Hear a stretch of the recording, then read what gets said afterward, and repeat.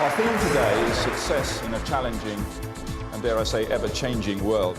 We're one click away from competition. And if consumers don't like the product that we have to offer, they will walk away. I think, yes, you do need to be in line with your values, but you've also got to work with your stakeholder groups, especially your employees and other people, to really say, so what does this mean, this word fairness? What does it mean, respect? What does integrity? To make it come alive. Otherwise, they're simply going to be words on a piece of paper, so they're really just meaningless and can go in the dustbin.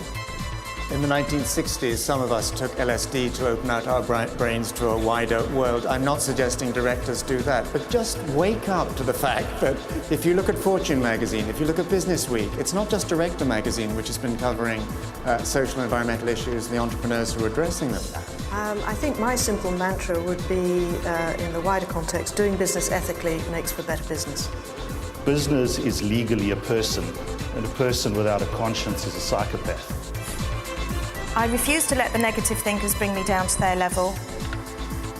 I trusted my own gut feeling, and that was quite frequently over the advice of the so-called experts. I realised, challenge yourself and great things happen. You can make profit in a green way, in a sensible way, and a way which will enhance this planet that we live in.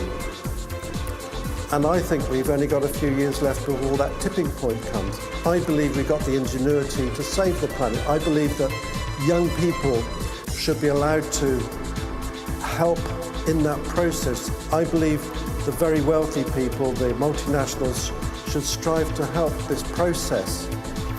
I don't think governments are going to have the will to do it because there's so much disparity between them.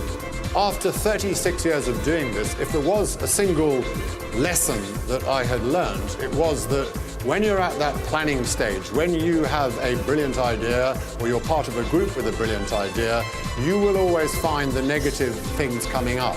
The reasoned, logical obstacles which you see which stop you doing it. Well, I find that at that particular point, go for it, because those apparent obstacles will start falling away miraculously, or can do, once you have started the momentum. So keep at it when you get the idea in the first place. Now is the time to take pride in our success and to begin working towards the future. We have to build on our strong competitive position. There is no room for complacency.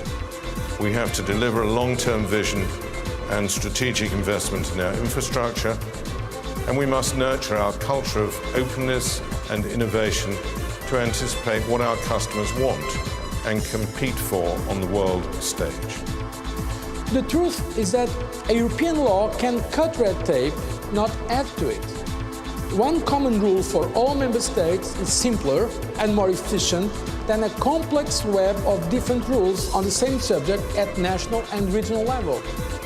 And some of the red tape, let me tell you, comes not from Brussels, but from the national and local governments. And sometimes national bureaucrats, when they cannot convince their governments or their parliaments, they go to Brussels and make the proposals there.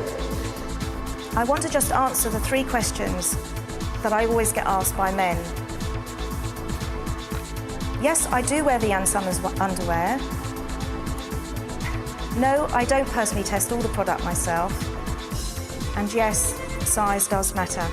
When you set the goal, you've got to get there first, and when you get there, don't just do it quietly, do it with a lot of noise, because that's what your sponsor wants. And also, when you get there, stick your flag there before anybody else sticks theirs in the same place, especially the French. Football is the foible of the super rich. I shall carry on just as long as I have to. But yeah, I don't mind whether the person's green or blue, wherever he comes from, miles from one. As long as he's a billionaire, I don't mind what colour the face. But I'm looking to sell any billionaires out there because I've got a football club for sale.